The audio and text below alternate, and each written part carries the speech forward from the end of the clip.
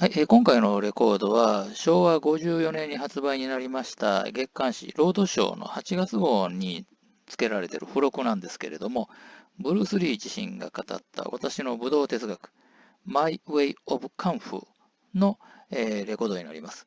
そしたら聞いてみましょうね。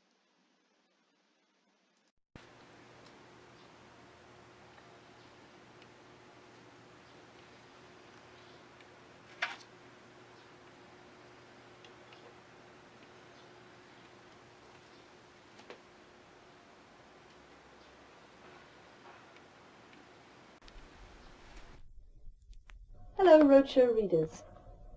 On July the 20th, 1973, Bruce Lee died.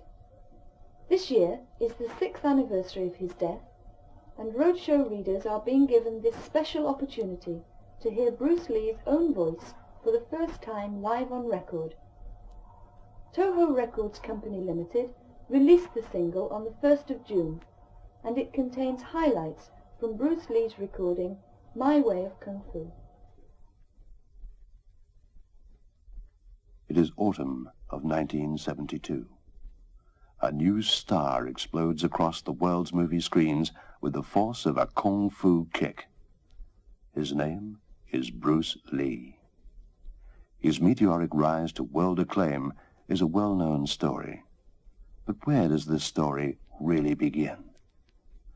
Was it when Raymond Chow signed him to his first starring role in The Big Boss? Or many years before, when at 13 he first decided to study the martial arts?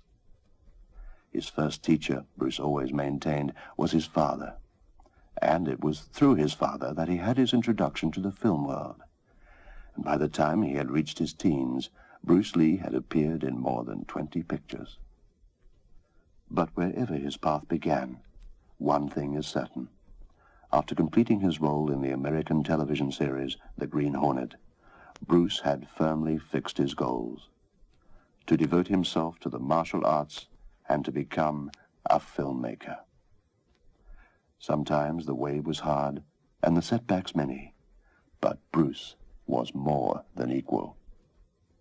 A good martial artist does not become tense but ready.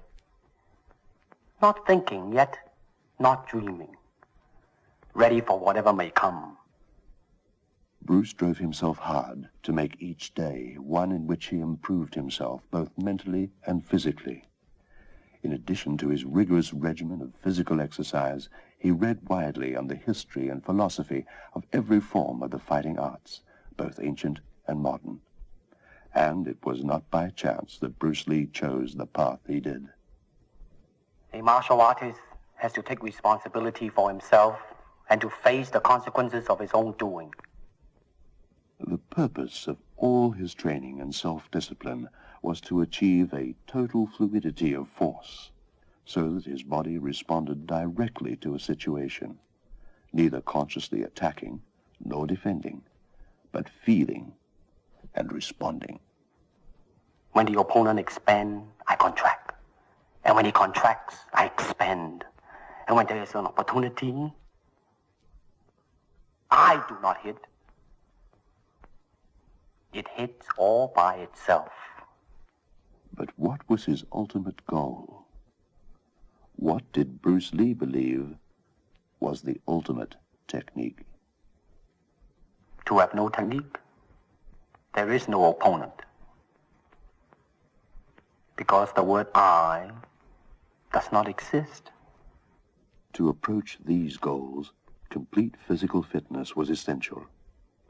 By way of this analogy in Cantonese, Bruce is saying that it is not knowing how that's important, it's doing, and that all the technique in the world is useless without the power to carry it out.